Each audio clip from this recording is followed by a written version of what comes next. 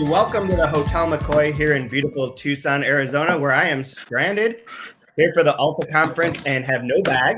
My bag got shipped to Atlanta, so I have no clothes, no toothbrush, no contact solution, no anything. So I am clearly not prepared for this today. But welcome to everyone who is joining us to talk about 2666 and the part about fate for this week's 2-month review. I'm Chad Post from Open Letter Books, joined as always by Brian Wood, author of Daytime Killbox, who is properly dressed and looks exactly like a character from Succession this past week. Oh dear. Adrian Brody, you look like Adrian Brody's character from Succession. Oh no. Okay. You want $350 million back? How are you, Brian? Oh, couldn't be better. My daughter's off of school today, so it's a wild. All my plans are ruined, but in a good way because I get to live my life through my child today. So, hooray! Well, I mean, you get to celebrate veterans. Don't you get to spend the whole day explaining how to celebrate veterans? Yeah, we're just gonna go look at tombstones all day. Why not? It's a good life lesson. Yeah. Go look at tombstones. Go watch veterans getting that's free Memorial Day. Meals from Applebee's. No, that's Memorial Day. Never mind. Well, I think the I best way to celebrate no Veterans jokes Day on in veterans, America is to go, help out our homeless population because that's what we do with our veterans. We just put them on the street. So, thanks for your service. My dad. Stop My looking dad at me. You're making me feel guilty. I don't have any money. Yeah. This opening is really depressing, you guys. This is a big downer. This book is a big downer. Hey, welcome, Katie. Oh, and also joined by. Oh, hi. Here I am. Great translator of many Spanish language books, including Last Words on Earth, which relates to Roberto Bolaño directly, and which got a really nice long review in the Los Angeles Review of Books last week. That's worth checking out.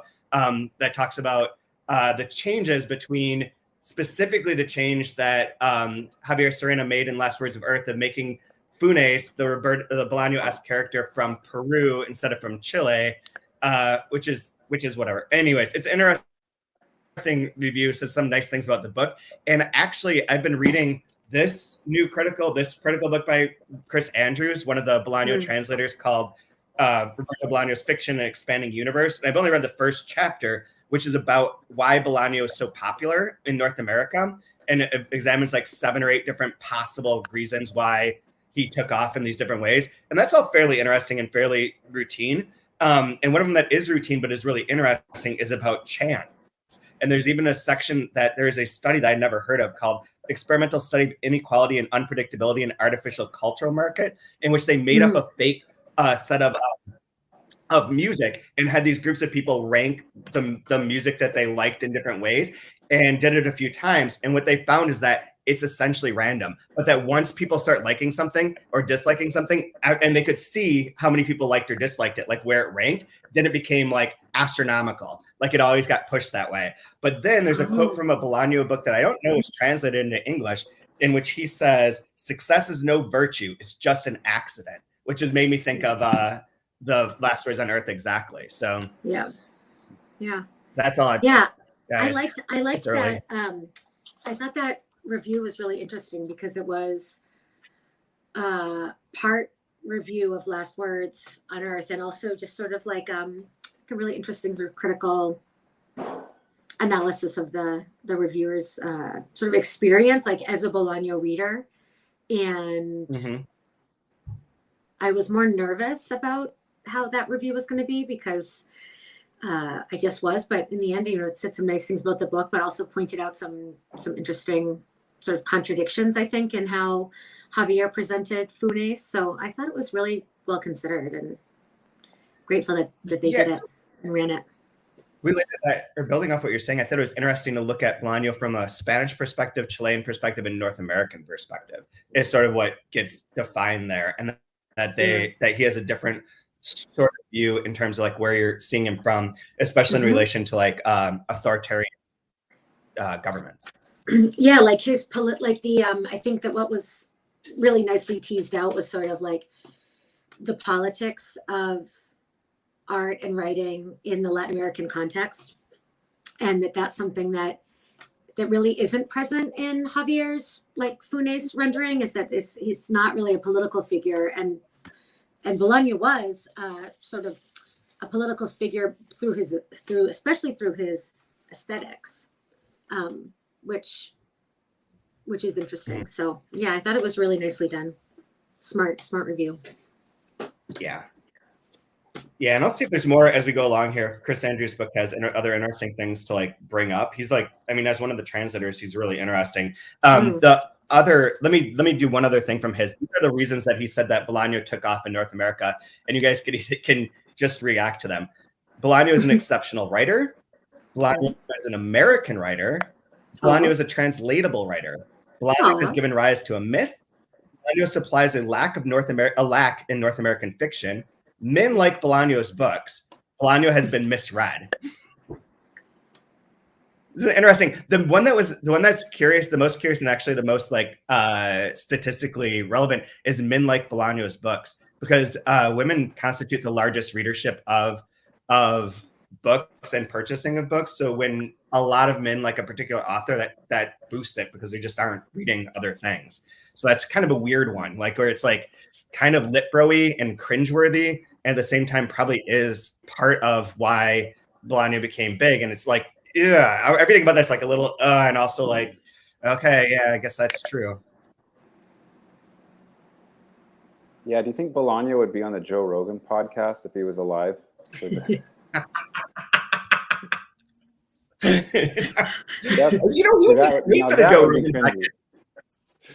he would be great on there. He would invent so many stories, just like Joe Rogan does, but like better and not fucked up. I don't know. I mean, I could agree or disagree with all of those. Yeah, they're very very vague. But yeah, I think he's a great writer. I think he's accessible. So if somebody's great and somebody accessible, I think that's wonderful. Because it's one of those, like, I don't know, it's like a filmmaker who just makes like really art housey, artistic films, and like it's gonna have a very small audience because it's kind of snooty and it's not made for everybody. It's supposed to be thoughtful and intellectual. But you can also make movies that just make you feel good and are interesting, and you can eat popcorn in front of, or you can actually do both every now and then. And maybe he's doing both here, which makes him accessible. I'm not going to be able to find the quote, Brian, but the thing that he says related to that exact thing is the effect that here it is, that there's like what is explained by this French sociologist Pierre Bourdieu, is that he represents a double rupture in which someone who like creates a new pathway has a general stance of, I detest X, a writer, a manner, a movement, theory, etc., but I also detest just as much the opposite of X. So it's that way you're describing, like you're not just an art, you detest like the popcorn movies, but you also detest the art house movies. And so like creating your own vision within that is through like doubly disliking the two opposing poles. And that does feel very Bolaño-like, especially in this book. This too also seems like it's in some ways a love letter to like literature. Yeah. So if you look at a person that's going to pick up a book that weighs 85 pounds and read it, you probably love literature and don't mind being alone with literature. And so it's, in some ways, it also preaches to the choir.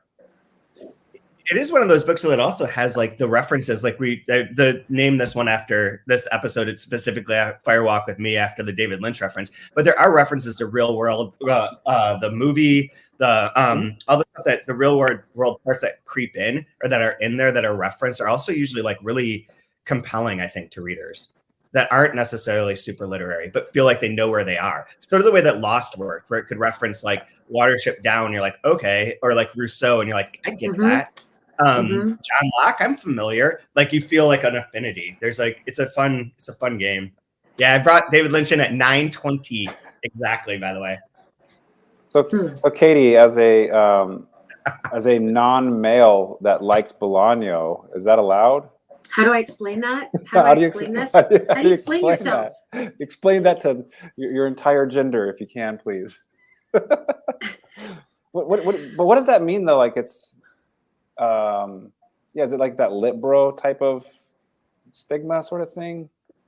You know, it's interesting. Like I was just, as you guys were talking about, and when you said lit bro and you said men like Bolaño, what it made me think of was that men get obsessed with things. Mhm.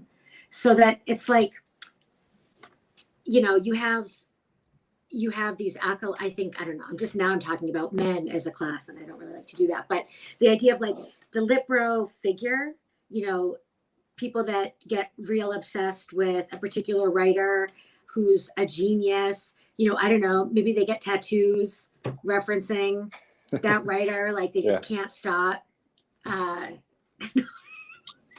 Dirty move.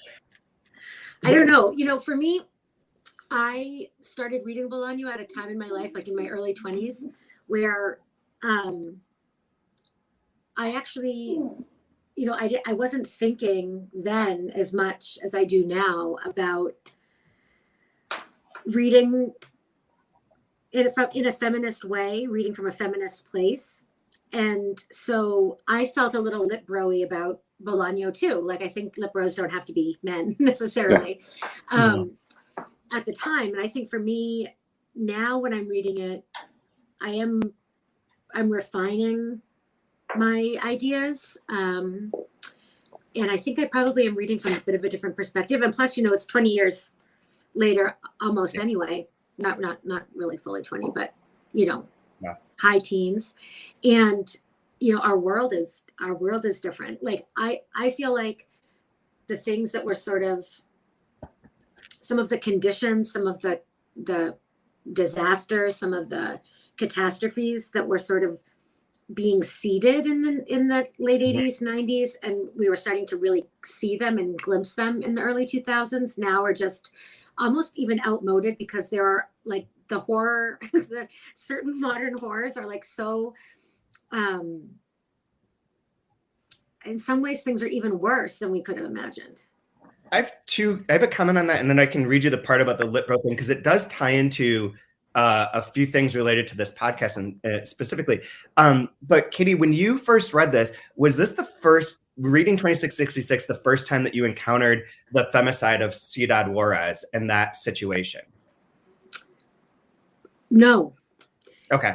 I don't think, no, it wasn't, because at some point, and I don't remember what year of college it was, but and I want to look up the documentary, but at some point I went to the showing of a documentary by one of the female like activist journalists, who's real, of course I don't have her name in front of me, but who is really famous and was really famous in beginning to raise awareness of what was going on. Is it Connie Chung?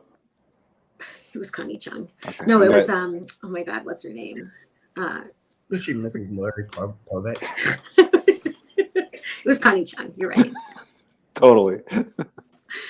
Yeah, it was Katie Couric.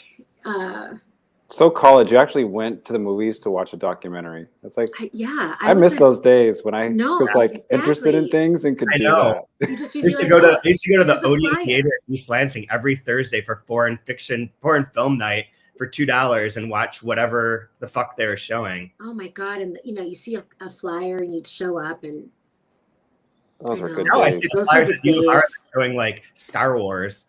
Like all the movies that they stream for like the students for free are like just junk. They're just. Do you recall what the takeaway was after discovering or hearing about or having light shed on that subject?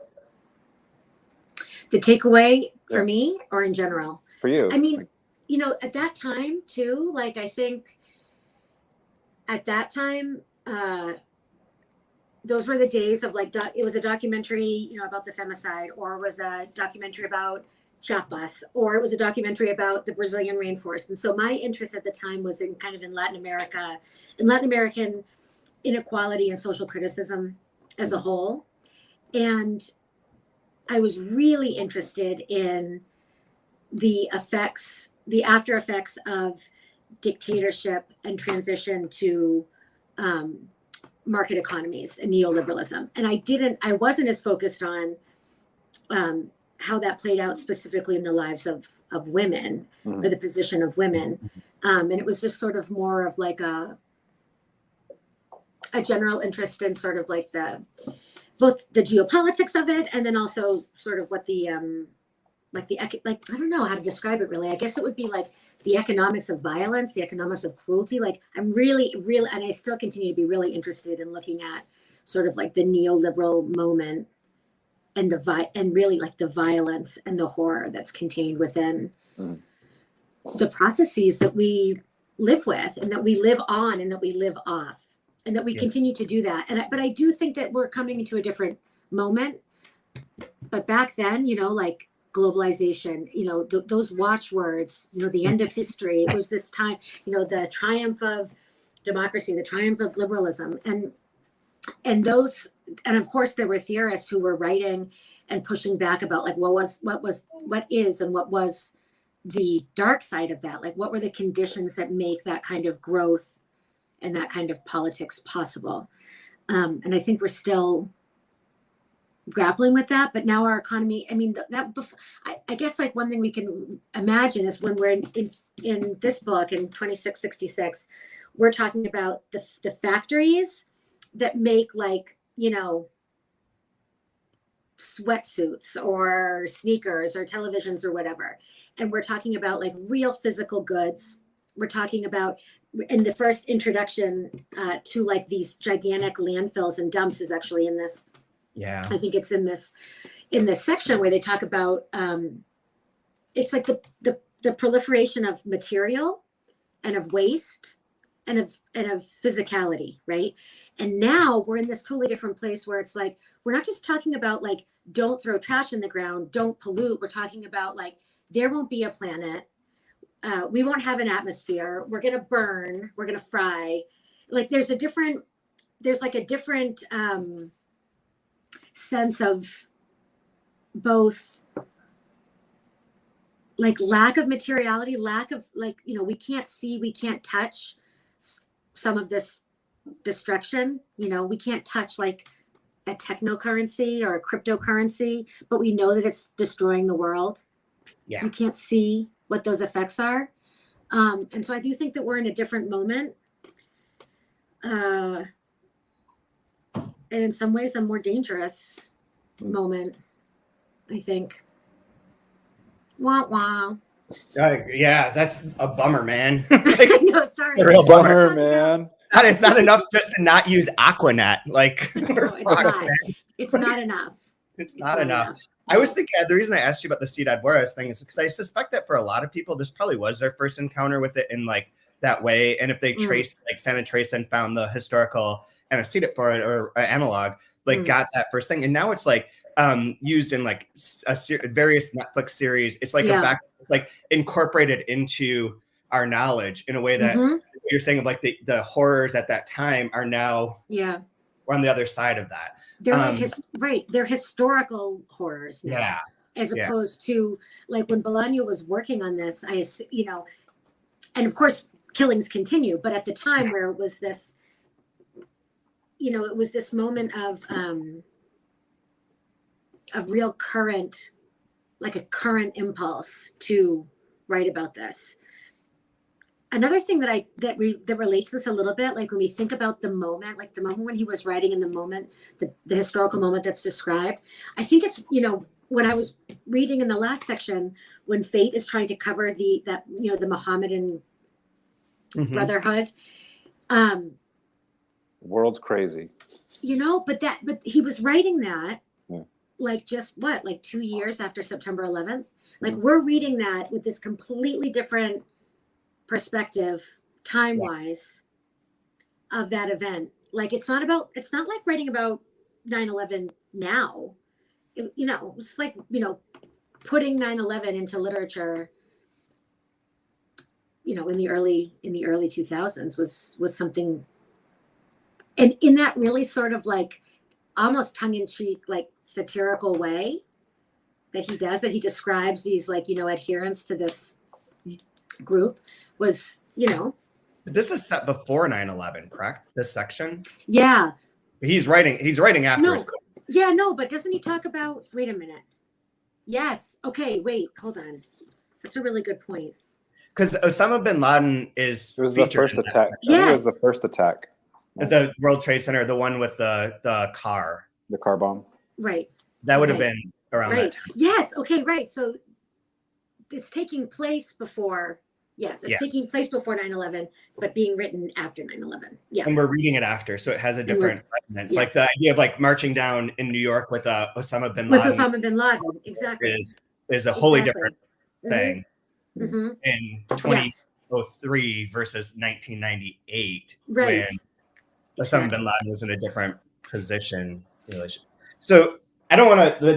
The thing about the liberal thing. The only thing I was going to tell you guys is that there's a section here which there's a reviewer that talks about how that books that traditionally, according to our culture, the great books tend to be these big, long, giant books written by men, and lists like a ton of them, including this, and that's part of like culture's blind spot, and like it's inequality treatment towards females, which is only to plan a note right here of like what book we should do on the next season of this. If it's going to be a female, and what can it doesn't have to be a big giant book by a female, but should be something that is also great written by a female to sort of counterbalance this. But there is it happens in publishing all the time. When we go see people at book fairs at like Frankfurt, they're like, well, here's this great classic. It's by a male. Otherwise it's like, it's important. It's important. You know, it's interesting because I remember like, you know, in the intro, when you, in the past, and maybe still in this, I just sort of, I don't hear every word you say anymore in the intros, but you would say like, when we take a big giant book and we break it down, and it's like, so the idea has been like TMR is like big giant book, right? Complicated. Yeah, I mean, if you spend 2 months on it, it's got to be so there. Yeah, exactly. So, although that's always been broken. The Rotorada was Death in Spring and a series of short stories, 4x4, Cars on Fire, and what's the third book? Yeah, but look at that. But you had to put three, the Buyosa, you had to put three books by women together to equal one work by one long. Then there's Ducks Newburyport. I know, I'm teasing. I was just going to say, then there's Lucy Ellman.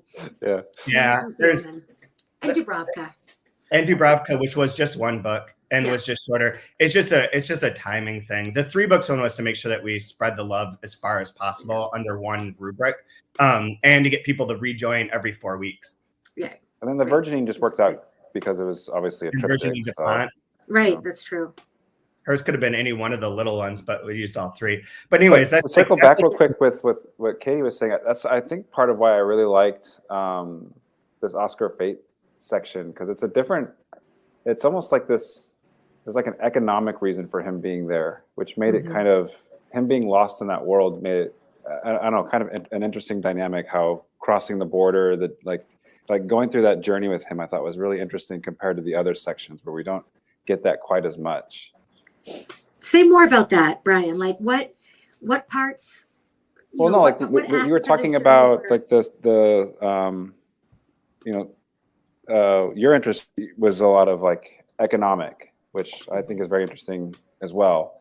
But I found it interesting that he's there for economic reasons, but it's just this vacuum of death, which is what's pushed him or sucked him into this place.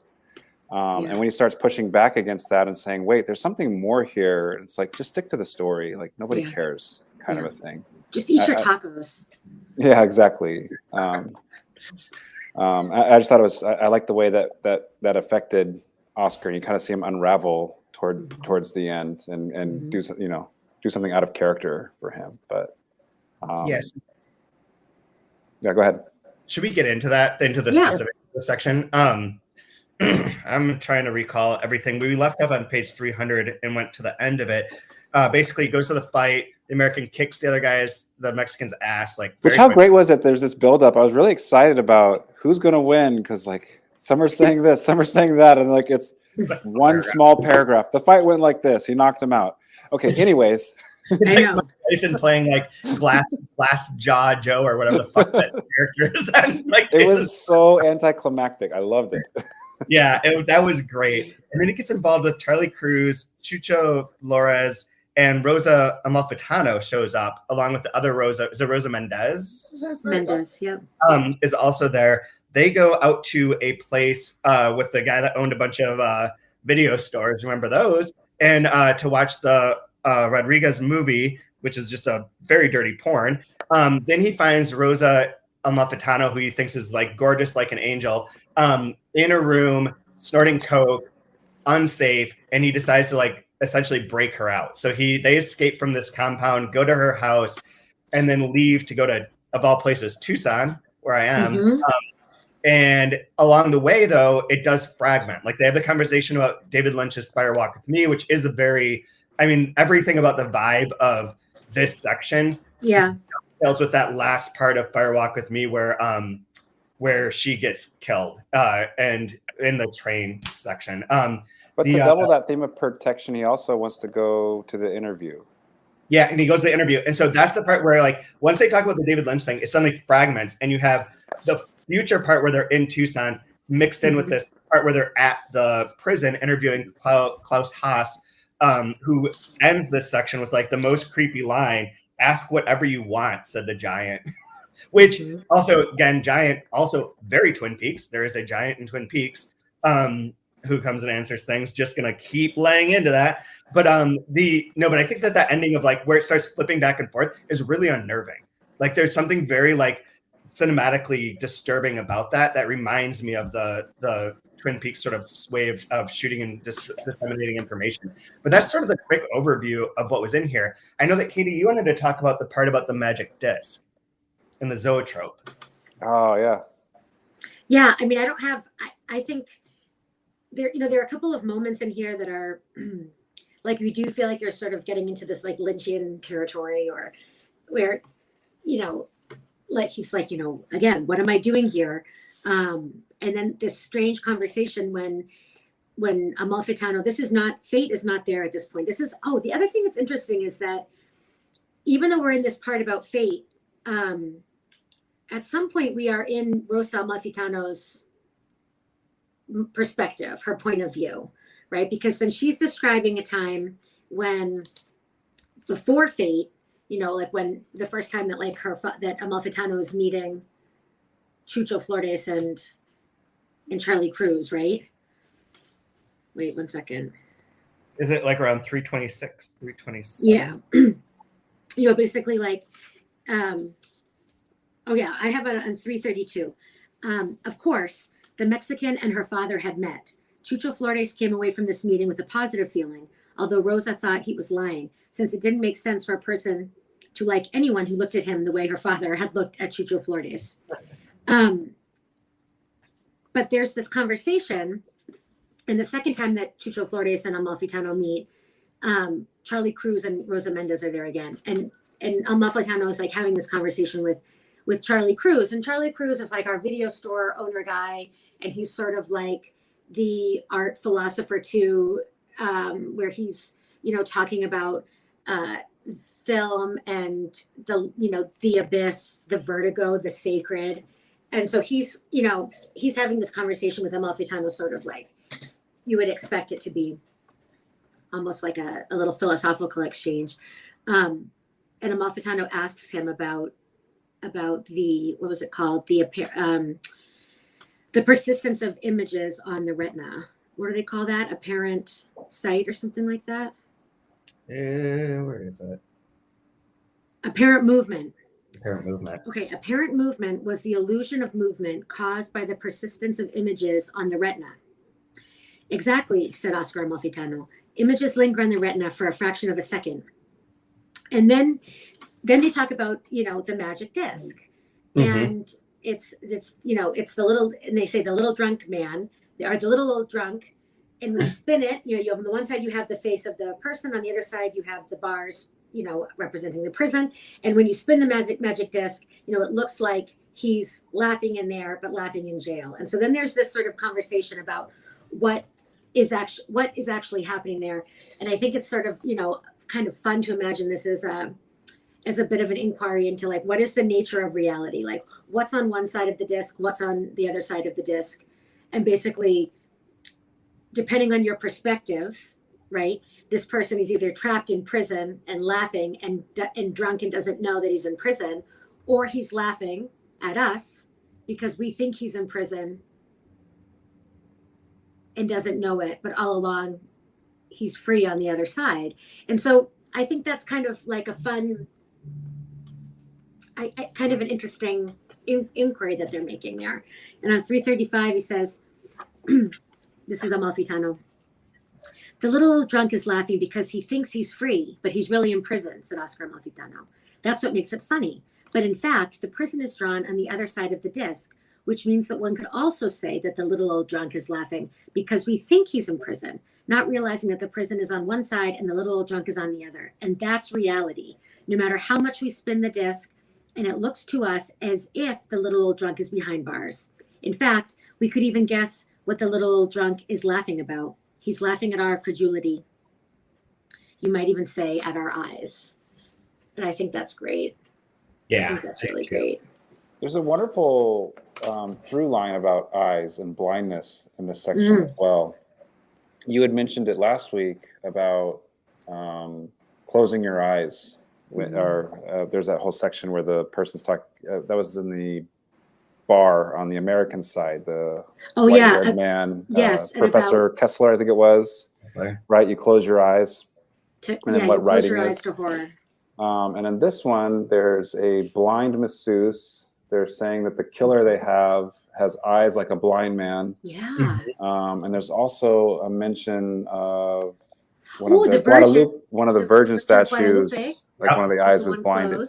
Yep. So there's a really neat through line of sight and blindness through this one as well. And then if you think about images and the movies they're watching, the way it's affecting, and and they're all there to be spectators of a boxing event.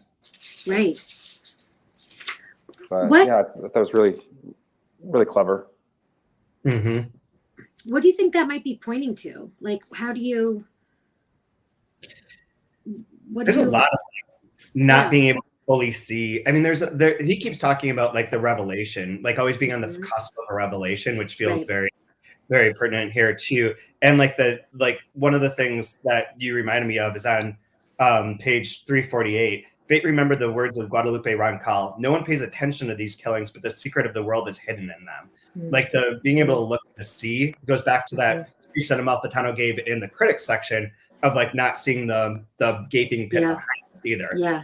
I also have to say, because I'm just going to plan it here, my line of the week is on that same page. You have to listen to women. You should never ignore a woman's fears. That's my line for this is marked right there. And that was his mom's. Was that his mom's advice or the mom's neighbor? I think that was wrong call, right? Yeah. Was it his mother's? No, his mother or his mother's neighbor used to say. He doesn't remember. Wow. One of the two that passed away. Yeah, so I think there's something about witness, about being a witness, being an eyewitness. It's one thing to hear about them, but it's another thing to see them. It's kind of like I remember the first time when I traveled. Where was I at? I was in Lebanon. This was in 2001. And it was like the first time I'd been to like a place that had really been war torn before. And it had been a while, but you're driving around and you see like bullet holes all up the sides of buildings from machine gun fire. Or there'll be like a window that's blown out and it has all the fire from where the RPG hit it. And next to that is the Hard Rock Cafe, you know, and it's just like, it's so bizarre because it's a very familiar city, but at the same time, it's stuff that you normally see on TV, and to see it in person, it's like, oh my God, people live there. There's like a kid that walks to school next to bullet holes. And then it just changes the way, whenever you see news now, like having seen it in person, it completely changes the way these stories can affect you. But I remember asking like, why don't you guys just tear that building down and put something else new? And they're like, no, that's like a monument to our history. Like we can't forget that. Like we need to see that. And so I think here there's something about, you hear stories about, you know, 10 dead, or all these kids got kidnapped by Boko Haram. I'm like, oh, that's terrible. But like, what does that actually mean? I know. Right. And like, unless like you're a witness to that, it doesn't really hit home or impact or jar you out of your normal life. And we're seeing fate like completely jarred here, I think. I can't remember where I read this past week, but there's that number. There's a number in which you can't once you go above that number, you can't conceive of it as individual things. You conceive of it as a whole. And I think of that in terms of the people, the deaths too, and the witnessing of them. Is that once you start saying there's like 500 women murdered, 1,000 women murdered, that number is not comprehensible to most minds. The specificity of it is where you see and can understand. And that sort of relates to what you're saying too of the overall witness. Welcome. We have a guest, Dr. Andrew Martino. How are you doing? I'm well. Thank you very much for having me. I'm enjoying this. Yeah. Hi, Andrew. Katie, Welcome. I have to say, I finished your translation last week, and it's phenomenal. It's really, really fantastic. So please go to your independent bookstore and buy this book. It's great. Thank you. Okay, thanks. You did your job. I'll slip you a $5 That's it. later. I can go now, right? So Andrew, tell us about your relationship with Bolaño and 2666, and a little bit about yourself. Anything you want to? Well, I've almost been divorced because I've read Bolaño so much. He's kind of moved into my house. I got into Bolaño with Last Evenings on Earth, and I started reading it that way, and then I got sucked in. I'm kind of, all of my heroes are writers. And I become stalkish about them after a while. So I started reading everything I could get my hands on about him. So hearing and you've talked about this in your earlier podcasts about the momentum leading up to the publication of Savage Detectives and 2666 and all of those things. I was just completely sucked in. And 2666 is a novel that I read in about a week and a half. I just couldn't put it down. I've read it so many times over since it's been published, and I've only read it once, actually, like you're supposed to read a novel from front to back, and now I sort of pick up different sections, different parts all the time. So I'm really kind of looking forward to having this discussion. But Bolaño is somebody who, for me, reading him was like being struck by lightning, and your whole body lights up, and it's one of those momentous occasions that we probably only get maybe 8 or 9, maybe 10 times in our reading life about those things we don't forget. So that's how it sort of affected me. I'm currently a dean of an honors college at Salisbury University. So I'm no longer an academic, but I'm an administrator, which is, won't say anything in case my colleagues are watching this, but I'm a reader first. Yeah. So, and Chad, I love the stuff that you're doing with Open Letter and 3%. And most everything I read is in translation. My PhD is in comparative literature. So my specialty is Italian literature mostly, but I'm trying to get my students to read more literature in translation. And I want to go back to something you all three mentioned earlier about, Bolaño is a kind of male author. But if you notice, the translator is female. And I think that's an important part. And Katie, you're in this category as well. So Barbara Epler is female. The first people who edited things were all female. It was like there's a lot of women that were involved in like the beginning of Bolaño's publication career. One thing that you mentioned about the hype or like the Savage Detectives in this, that's mentioned at the end of the same chapter in Chris's book, is that there were only 2 years between the publication of Savage Detectives and 2666, which is just about enough time to keep that buzz and build and build and build, and then get that reward of this giant posthumous novel versus like what usually happens where there's like so long in between like one giant book and the next that like that all dissipates, which is interesting too. I mean, Natasha is amazing to have translated this as quickly as she did. And for it to come out in this way is really smart. I think it's a marketing dream, isn't it? I mean, somebody like Bolaño falls into their lap, who, by the way, was working as a known writer for years and years and years. And I think, Brian, you mentioned this in an earlier podcast. It's the publication of 2666 simultaneously as a hardcover and the slipcase book with the 3 different texts within it. It's brilliant. Yeah. Absolutely. So what are your specific takes on the section about fate? This section is the section that I tend to read the least. And reading it again over the week, I really, really like it. It's one of those things that every time I think I have Bolaño figured out, I get screwed up and I don't know where I am. So for me, it's that part, and you all alluded to this earlier about Rosa Amalfitano. and his relationship with her and how he gets sucked in to this. And the city of Santa Teresa is this kind of place that sucks all of these characters in, and they can't leave. Norton kind of escapes, but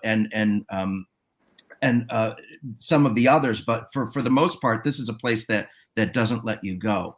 You spoke a little bit earlier about the borders and Fate's, reckoning with the borders. It begins really on the first page of this section with his mother's passing. Yes. And he's crossing that border from, being a son of a living mother to a son of one who's deceased. His relationship with his job is kind of precarious. His situation as a writer. I find all of that very intriguing.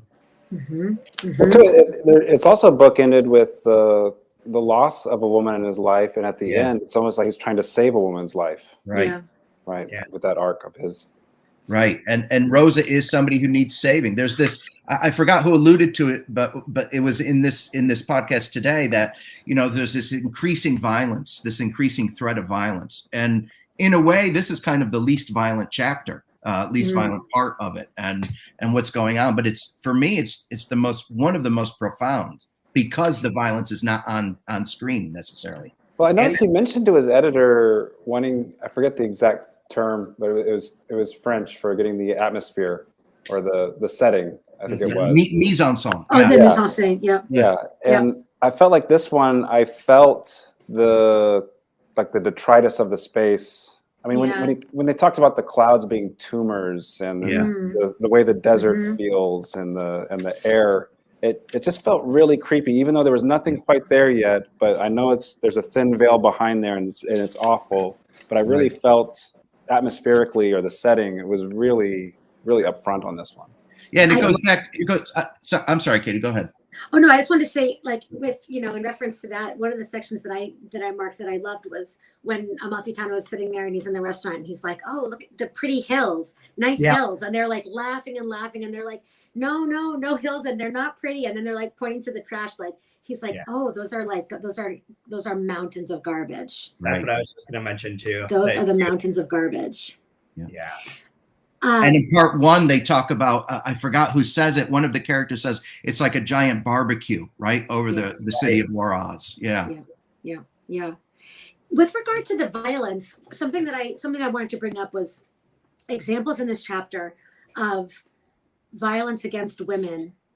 I mean, we have the violence of the fight. We have the violence of the sparring. We have sort of this implied, potentially, this implied sexual violence. We have the violence of the Rodriguez short porn film, but then you also have this strange violence of just your run-of-the-mill standard domestic violence. Right. And you've got the controlling boyfriend who flips his shit and is keeping her in his orbit. You have and she describes that scene where he comes to the coffee, when she's in the coffee shop having gotten a ride from her classmate, and he's freaking out, and she says, here, where was it? I marked it because there was a parallel to what Fate sees. So she says, he's like, "You whore," he says again. Yeah. And then she realizes he's repeating it, "You whore," he uttered with teeth clenched. This was on 336. And then she says, "I'm not going anywhere with you." And she looked around to see whether anyone had noticed the scene they were making, but no one was looking at them, and she felt better. Okay. And then you have sort of, as again, the mirror or the doubling of that is back on when they're in the bar, Fate and the Rosas and Charlie and Chucho, and they're in the club, and they're singing "Happy Birthday," and he wants to ask her what part of Spain she's from. This is 318. When he saw a man hit a woman in the corner of the room. The first blow made the woman's head snap violently, and the second blow knocked her down. Without thinking, Fate tried to move toward them, but someone grabbed his arm. When he turned to see who it was, no one was there. In the opposite corner of the club, the man who had hit the woman stepped next to where she was huddled on the ground and kicked her in the stomach. A few feet away from him, he saw Rosa Mendez smiling happily. Next to her was Corona, who was looking in a different direction with the usual serious expression on his face. And so again, it's like there are these moments where of just like the run-of-the-mill violence. And, we see this we see this, and we see this as I think a hint of like the bigger picture is that the femicides are going to be this phenomena that's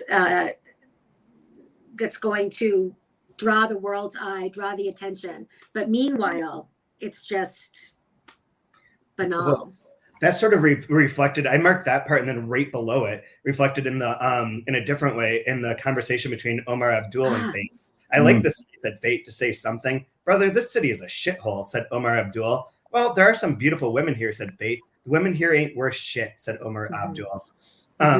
Yeah, that whole that underlying, like what you're pointing to, of like the underlying, like just kind of accepted pervasive banal violence against women is so unnerving. In the section, so unnerving. And the sexual element of it. So this is this is, I think, the first time like that we're starting to see sort of the physical, the materiality of sex. Before, you know, like I keep seeing, like, you know, with the critics, and it was this, you know, strange sort of lofty mythical couplings, right, or thruplings, but then here we're seeing, like, we're starting to see women as whore, women as you know, women as property, and again, like, I think we should maybe talk a little bit about that Rodriguez video that they watch. There's a certain sense of machismo that goes along with this, isn't there? This sense of how men are supposed to act towards women, and if they don't, it calls their masculinity into question. Right. So again, it's going back to the fragile ego of a male for me, and I have to constantly reassert my power over women, because there might be situations where I can't reassert it with another male.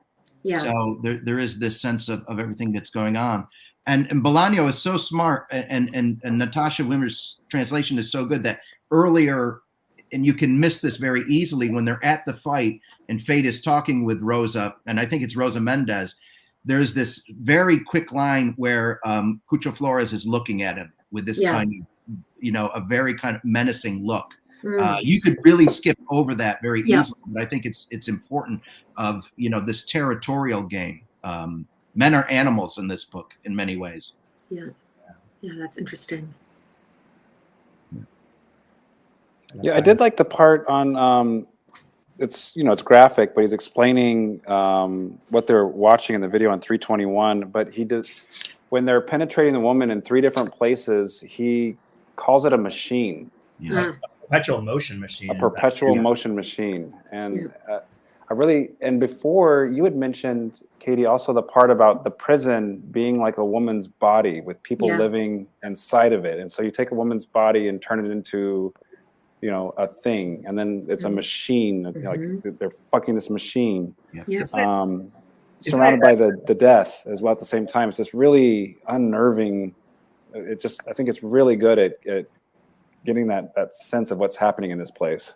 What that reminds me of, the machine aspect of it, of that, and taking that as a metaphor to the rest of the book and the section as a whole, is Deleuze and Guattari, who I might be mispronouncing, but the anti-Oedipal book about bodies as machines and people as machine, and that seems to really influence and run throughout Bolaño as well.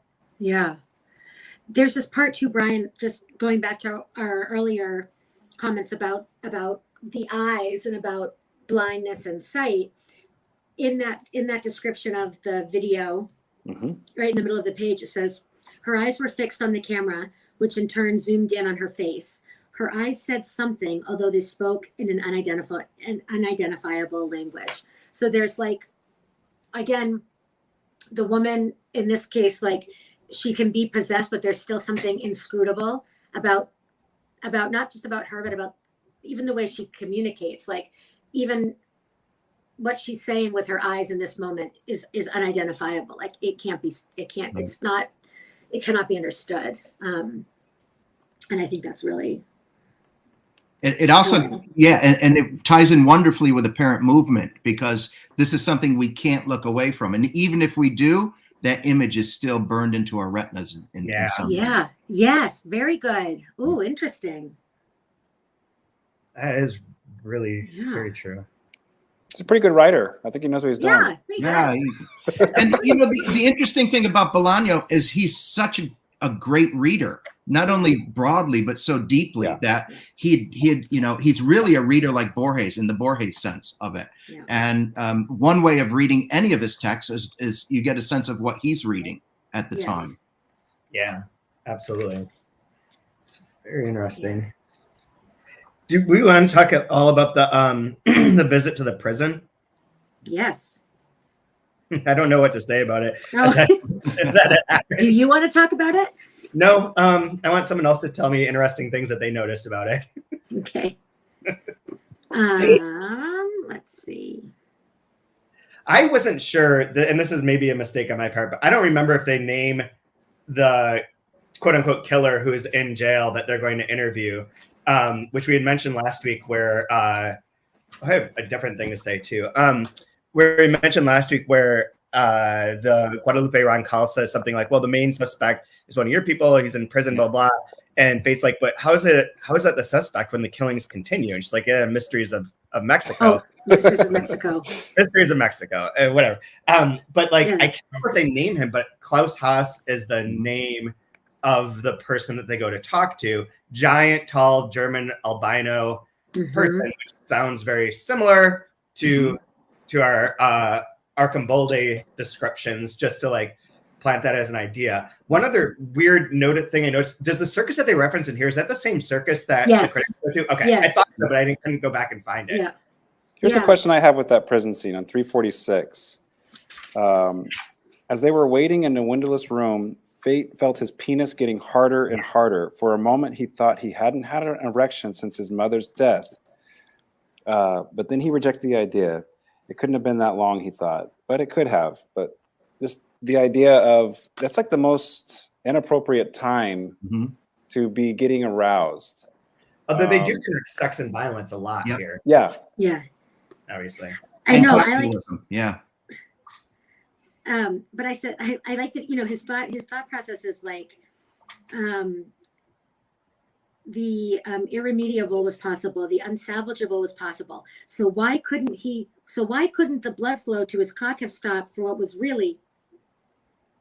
really was a fairly short period of time? It's like could happen. Yeah.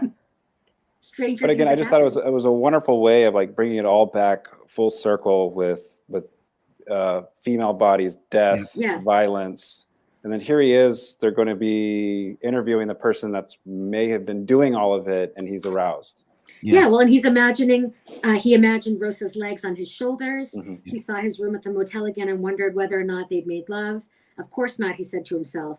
Then he thinks about the killing. So like we're following this trail of thoughts. And he's falling asleep. So there's this like strange aspect of boredom and arousal with this that is really unsettling. You know, the effect is really unsettling. I have to write the fight story. I have to drive all night. When the sun comes up, everything will be over. Which is like, I think another kind of reference to the Roberto Rodriguez, you know, who was like the From Dusk Till Dawn. Yeah. From Dusk Till Dawn. So it's like, you know, there's something that's happening. The fact that this is happening in the course of the night as well. There's like this sort of like, again, it's like that real classic noir callback to the seedy underbelly, the boxing match, you know, the femme fatale, like, you know, kind of like the good-hearted hooker, you know, all of those tropes are present. And then it leads to this place at the prison, which is much more like, what's happening here is like so strangely metaphysical. Like the effect that all of this is having on Guadalupe Roncal is very, very different. You know, Fate is like, it's getting a hard on. He's falling asleep. He's thinking about, you know, this is all going to be over. And that final image of the German coming out and like singing this traditional song about the woodcutter, like it's so uncanny. I was just going to read that section because that's a very interesting section. But the other thing was, I was thinking that the Rodriguez movie El Mariachi would probably play well to rewatch in relation to this section. Mm-hmm. And everything that you just said. But yeah, that part where so when the killer comes out, suddenly a voice began to sing a song. It sounded like a woodcutter chopping down trees. The voice wasn't singing in English. At first, Fate couldn't figure out what the language was until Rosa, beside him, said it was German. The voice grew louder. It occurred to Fate that he might still be dreaming. The trees fell one by one. I'm a giant lost in the middle of a burned forest, but someone will come to rescue me. Rosa translated the suspect's string of curses for him. A polyglot woodcutter, thought Fate, who speaks English as well as he speaks Spanish and who sings in German. I'm a giant lost in the middle of a charred forest. Yet only I know where I'm going. Only I know my destiny. Yeah. AKA or Fate. Yep. Yep. Yep. And then it's the enormous and very blonde man. But this image of the very last sentence of this section, he was wearing black tennis shoes and white socks. Now, if that doesn't scream old man, I don't know what does. No. Yeah. I guess like, pointing, we're going to point to elderly, the possibility or the tease of an elderly Archamboldi, right? Ask whatever you want, said the giant. Guadalupe Roncal raised her hand to her mouth as if she were inhaling a toxic gas and couldn't think what to ask. But again, like this horror, and again, like these weird callbacks to World War I, World War II, you don't really notice at first how often you're being kind of primed to make these connections. It's just a little mention. You don't really think about inhaling toxic gas, at least I don't, in the context of Germans, of Germany, in the context, you're just sort of getting, again, this accumulation of effect that for me anyway has always, with this book, like, I think there's a real hinting at a sense of totality here, which is interesting because in a lot of ways, and again, like I don't want to go too much into like lit crit or whatever, and it's been a long time since I studied that, so I could be really fucking up. But the idea that like it's very postmodern in a certain sense, and there's this fragmentation, and there's this the elusiveness and the evasion of truth or of one truth, of one narrative. But at the same time, for me, there's always been in this book a hinting at a totality, a hinting at something that that there is a through line of history, that there is a relationship and sort of like a subterranean connection between all things. That's what I was just going to say, is that, again, going back to Deleuze and Guattari, who are my favorite at that point in time of lit criticism sort of things, 1,000 Plateaus and the rhizomatic structure of culture and of art, like that's very much what you're describing, of that all these threads are underneath and are connecting things throughout different spaces and time, and aren't always like on the surface, but are there like a vertical and a horizontal way of like approaching this book. And I think, and for me, like when I read the sense that the characters have of this constant, like a knowing, there's like there's this intuition that keeps coming up, but there's also, it's a blurred vision. It's an impossibility of understanding. They can't grasp what is there, but there's this,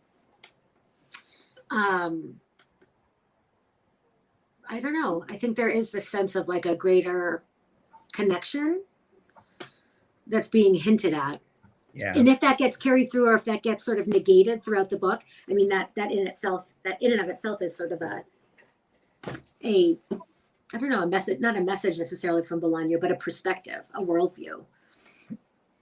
It's the killings of the women that the next part, which goes into that in really absurdly graphic detail, that is holding. It's the center that's holding all of these things together. So there is that kind of grand narrative around which these parts are built. But I really like the ending, as you read. She struck dumb, right? Guadalupe Roncal is struck dumb. She couldn't think of what to ask. And there is this sense that all of them, once they spend a certain amount of time in Santa Teresa, they become zombie-like, which again goes back to From Dusk to Dawn and all of those things. Yeah, you're right. He must have been writing from an outline. I can't see how he would have kept all of these disparate pieces together without thinking about different aspects and how they tie. There was I know. No, you go on, Go Kate. ahead. No. when Emily Hall came on, she sent us some of the different artworks that she talked about, but then she sent us one that I didn't link to. That was from, I forget the person's name, but essentially they went through different newspaper articles and various other things and drew graphs of how people were connected, how like Bush was connected to this person, was connected to this murder, was connected to this drug trade. And like his artwork was literally a series of like, it's very cool. I can link to it this time because now that we've brought it up, it makes more sense. But it's like various circles and lines drawn to like the various connections between all these major players in the world, both like evil and supposedly good. And I think she brought it up because it reminded her of how the book's constructed. And what you just said about an outline reminds me of how the book's constructed, where there are these lines that we can follow. Also rhizomatic structure of like you can follow it from one to another, to this point, to this point, to this point. And they're all like interwoven and connected, but it's not necessarily a clear A to B to C sort of image, that there's more within that. Yeah. And you can read this book so many times following those different paths. So it's not just reading it as a novel or even as separate parts, but taking bits and pieces here and there from all of the parts and trying to put them together in a different combination. Yeah. Oh, that's really interesting. This is one of those books that for better or for worse would work really well with that kind of digital humanities sort of analysis. Where does the word abyss show up? Where does the word void show up? How do you can create those connections? How could you restructure this to follow one line? Like it's difficult to do at least for me, I'm not that smart to like to hold it all in your head and see all those things. But that is the sort of 21st century humanities thing that you can do. You can also get a ton of index cards. Yep. And stay up all night in your dorm room, scribbling on them and then laying them out on the floor and taking like a murder back and see. Yeah, like a murder board. Like a murder board too. How old school. I know. Little pieces of string. Yes. Well, the reader becomes detective, right? The reader is detective. Isn't that the point? Yep. Yep. So do you guys want to do? You gave your you gave your favorite line. Yep. Let me see if I can find one. Do you have yours, Bri? Mine's very short. I have two actually. One is on 312. This is the second time this has showed up. The inside was decorated like a McDonald's, but in an unsettling way. I like that. And then my other quote is just a couple of lines actually from Moby Dick chapter 9. This is from the when we're getting the sermon on Jonah, and at the beginning of this we have a kind of a sermon. So yeah, we never go back to that. Yeah, I just want to give you a couple lines from his sermon. I thought it was good. I forgot how good Melville is. I don't know why I forgot that, but let us not forget. Herman Melville. Yeah. Then God spake unto the fish, and from the shuddering cold and blackness of the sea, the whale came up breaching towards the warm and pleasant sun, and all the delights of air and earth, and vomited out Jonah upon the dry land. We had a lot of vomiting in this section too.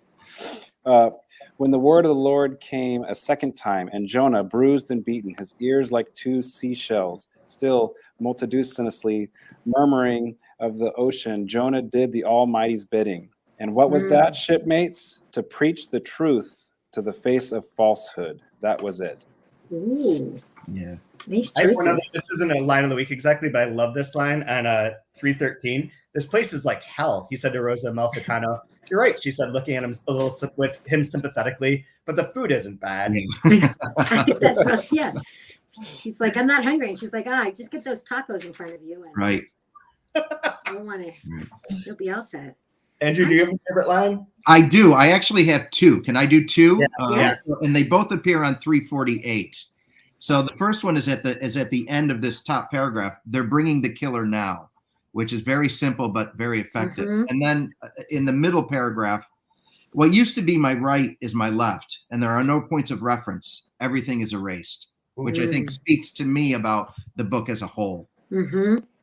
This section reminded me to go back to tie in my Twin Peaks thing. The last episode of Twin Peaks: The Return has a scene in which Laura Dern and Cooper, Kyle MacLachlan, are driving out into the desert, and there's all these like weird buzzing sort of telephone wire poles, and they stop, and he's like, it's like it's here, like he's going to cross over and everything gets kind of erased and changed. This section kept reminding me of that, of like the drives and the sort of like atmospheric, like large, empty, frightening in this way without anything being necessarily right in front of you. But there's the mise en scène sort of terror of it. Yeah. And that section that you just read reminded me of that. Yeah, absolutely. And it's interesting because we don't really have descriptions of sound, but you could perfectly well imagine like an unsettling, persistent hum in the background of everything happening here. Yeah, which is a Lynchian thing. Yeah. So I have a couple sort of tongue-in-cheek ones, but one that I marked was on page 302 at the beginning of this section where Fate gets back to his hotel at 4 a.m. Over the course of the night, he had gotten drunk and then sobered up and then gotten drunk again. And now, outside his room, he was sober again, as if instead of drinking real alcohol, Mexicans drank water with short-term hypnotic effects. That's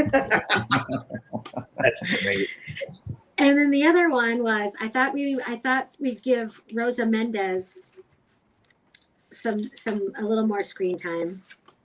And I like when she talks about she's with Rosa Amalfitano, and they're talking about, and again, like this is like it's a little, it's funny, it's a little odd, you might just kind of skip over it, but again, it's the accumulation of this sort of unsettling information that we get. So one day Rosa Mendez told Rosa Amalfitano what it was like to make love with a policeman. Mm-hmm. It's the best, she said. Why? What difference does it make? Her friend had wanted to know. It's hard to explain, Mana, said Rosa Mendez, but it's like fucking a man who isn't exactly a man. It's like becoming a little girl again, if that makes sense. It's like being fucked by a rock, a mountain. You'll be there on your knees until the mountain says it's over. And in the end, you'll both be full. And you're reading this and I'm thinking like, this is horrific. Yeah. Again, it's just another one of those, we're going to drop it in there. Just how awful, just how awful this world is. And then this is the conclusion that Rosa Amalfitano draws from this conversation. So fucking a policeman is like being fucked by a mountain, and fucking a narco is like being fucked by the air. Just like, yes, indeed. Mm-hmm. That's it. Yep. So I guess we'll end there. With that, thank you all for listening and watching this episode of the 2-Month Review.